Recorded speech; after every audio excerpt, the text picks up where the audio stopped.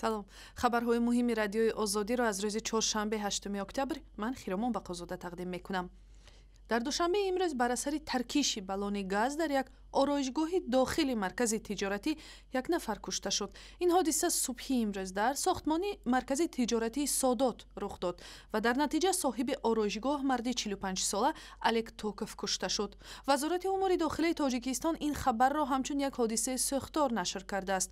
мақомоти тафтишотӣ ки таҳқиқи ҳодисаро шурӯъ кардаанд мегӯянд ин ҳодисаи террористӣ набуд ва эҳтимолан дар пайи беэҳтиётӣ ба ҳангоми истифодаи баллони газ таркиш ва сӯхтор рух додааст. додгоҳи олии Тоҷикистон рӯзи 9 октябр ҳукмашро аз рӯи дархости манъ шудани фаъолияти созмони гурӯҳи 24 эълон мекунад. ин дархост дирӯз аз ҷониби Додистони Кӯли Тоҷикистон карда шуд ки раҳбарони ин гурӯҳро дар кӯшиши ғасби ҳукумат айбдор мекунанд. ахиран гурӯҳи 24 сокинони Тоҷикистонро барои ширкат дар намоиши эътирозӣ дар Душанбе даъват кардааст. ва ҳоло гузориши ҳамкори мо Мӯмин Аҳмадиро дар ин бора мешунавем.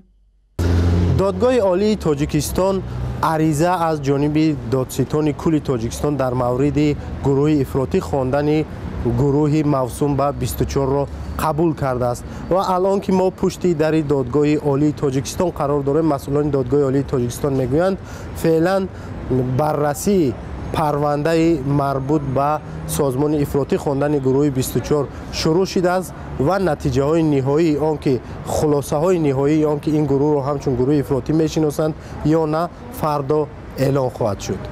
масъулони додгоҳи олии Тоҷикистон изҳор доштанд ки иштирок дар мурофиаи парвандаи шинохти гурӯҳи 24 озод аст ва хабарнигорону дигар сокинон метавонанд озодона дар ин мурофиа ширкат кунанд. созмони амнияту ҳамкории Аврупо ба такрор маздуд шудани сомонаҳои интернетӣ дар Тоҷикистонро раванде нигаронкунанда унвон кард ва хостори таъмини дастрасии бидуни маҳдудият ба интернет дар ин кишвар шуд. масъули озодии матбуоти ин созмон Дуния Миятович бо пахши изҳороте шоми 7 октябр маздуд шудани даҳҳо сомонаи интернетӣ дар Тоҷикистонро раванди нигаронкунанда номида интиқод кард. аз 3 октябр ба ин сӯ дар қаламрави Тоҷикистон дастрасӣ ба даҳҳо сайт ва расонаҳои хабарӣ ва ҳамшабакаҳои иҷтимоӣ маҳдуд шудааст. мақомоти масъул аз шарҳи ин вазъ худдорӣ мекунанд. дар шаҳри Душанбе мунаҷҷимон ва ё астрофизикҳои ҷавони кишварҳои муштаракулманофеъ ҷамъ омаданд ва то 2 рӯзи дигар дар бораи физикаи атомӣ ва кайҳоншиносӣ аз донишмандон дарс мегиранд.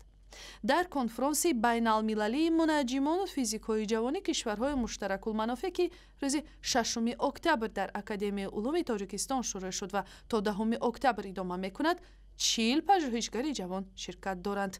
ҳадаф аз ин нишаст омода кардани ҷавонон барои таҳқиқи зарраҳо ва асрори коинот будааст. ва барои дарёфти ахбору видеои бештар ба сайти интернетии радиои Озодӣ, шабакаҳои иҷтимоии Facebook, Twitter, YouTube ва замимаи радиои Озодӣ барои телефони ҳамроҳ муроҷиат кунед.